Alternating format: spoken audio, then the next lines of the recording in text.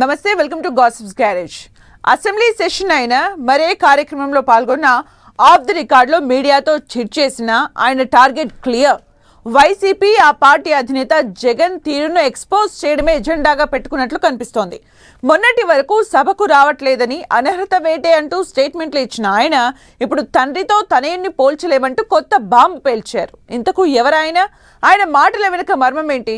పదే పదే వైసీపీని జగన్ను ఎందుకు కార్నర్ చేస్తున్నట్లు?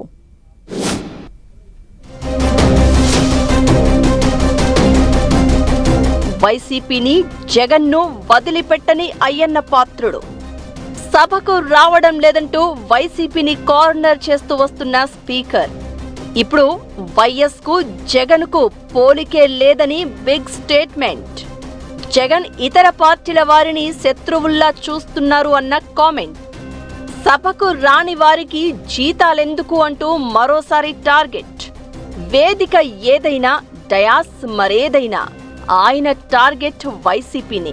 ఫ్యాన్ పార్టీ సభ్యుల తీరును, ఆ పార్టీ అధినేత తీరును ఎప్పటికప్పుడు ఎక్స్పోజ్ చేస్తూ కొత్త చర్చకు దారి తీస్తున్నారు స్పీకర్ అయ్యన్న పాత్రుడు. జీతాలు తీసుకుంటూ వైసీపీ సభ్యులు సభకు రావడం లేదని ప్రచారం చేస్తూ వస్తున్నారు. వైసీపీ ఎమ్మెల్యేల నైతికతను ప్రశ్నిస్తూ బాణాలు ఎక్కుపెడుతూ వచ్చారు. సభకు అటెండ్ కాకపోతే రీకాల్ చేసే అధికారం ప్రజలకు ఉండాలంటున్నారు. ఢిల్లీ, లక్నో, అమరావతి ఇలా వేదిక ఏదైనా ఆయన నోట అదే మాట వస్తోంది. అసెంబ్లీలో ప్రతిపక్షం ఉంటేనే మజా అంటున్నారు. శాసనసభకు ప్రతిపక్షం హాజరు కాకపోవడంతో సమావేశాలు ఉప్పులేని పప్పులా చప్పగా నడుస్తున్నాయని అసంతృప్తి వ్యక్తం చేశారు. మీడియా ప్రతినిధులతో చిట్చాట్లో ఇంట్రెస్టింగ్ కామెంట్స్ చేసి మరోసారి హాట్ టాపిక్ అయ్యారు. ఇప్పుడు ఏకంగా వైసీపీ అధినేత జగన్నే టార్గెట్ చేశారు.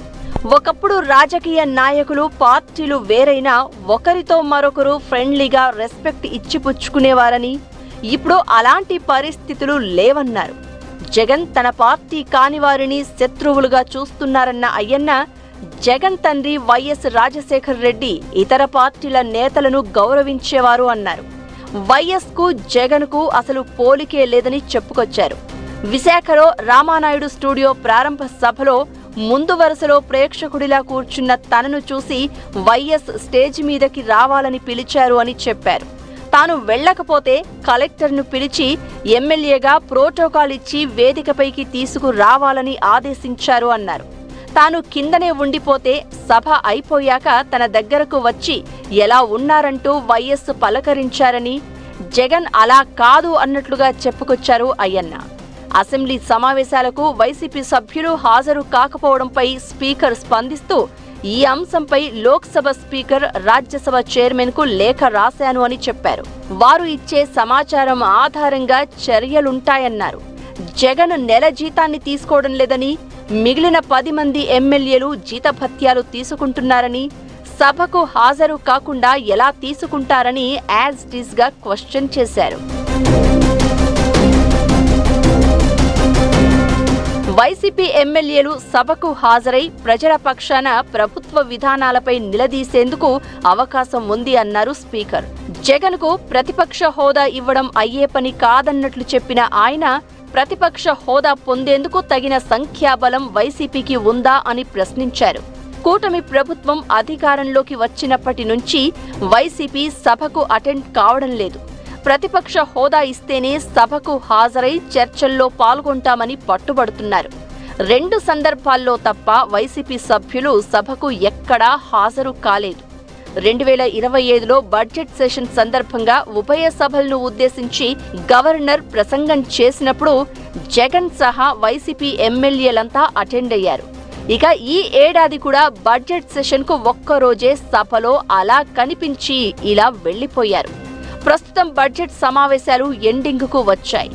ఈ సందర్భంగా వైసీపీ ఎమ్మెల్యేల గైర్ హాజరుపై రియాక్ట్ అయిన స్పీకర్, వైసీపీ ఎమ్మెల్యేలు సభకు రాకపోవడం మీద నోటీసులు జారీ చేస్తామంటున్నారు. వైసీపీ సభ్యులు గవర్నర్ ప్రసంగానికి హాజరయ్యారని, స్పీకర్ అధ్యక్షతన జరిగే సమావేశాలకు అటెండ్ అయితేనే హాజరుగా గుర్తిస్తామని చెప్తున్నారు. ఇక సభకు వరుసగా 65 రోజులు హాజరు కాకపోతే వైసీపీ ఎమ్మెల్యేలకు నోటీసులు ఇస్తామని స్పీకర్ అంటున్నారు. అయితే 2024 జూన్ నుంచి ఇప్పటి వరకు ఏపీ అసెంబ్లీ 65 రోజుల కంటే ఎక్కువే నడిచాయన్న చర్చ ఉంది. మరి 65 రోజుల గడువు పూర్తయితే స్పీకర్ నోటీసులు ఇస్తారా? ఆ నోటీసులకు వైసీపీ ఎమ్మెల్యేలు ఎలాంటి రిప్లై ఇస్తారనేది సస్పెన్స్ గా మారింది. అసెంబ్లీలో స్పీకర్దే పూర్తి అధికారం ఉంటుంది. ఆయన నిర్ణయాలను ఎవ్వరూ ప్రశ్నించే అవకాశం ఉండదని అంటున్నారు. మరి వైసీపీ సభ్యులపై స్పీకర్ యాక్షన్ ఎలా ఉండబోతోందో, ఫ్యాన్ పార్టీ ఏ రకమైన వ్యూహంతో ముందుకు వెళ్తుందో చూడాలి మరి.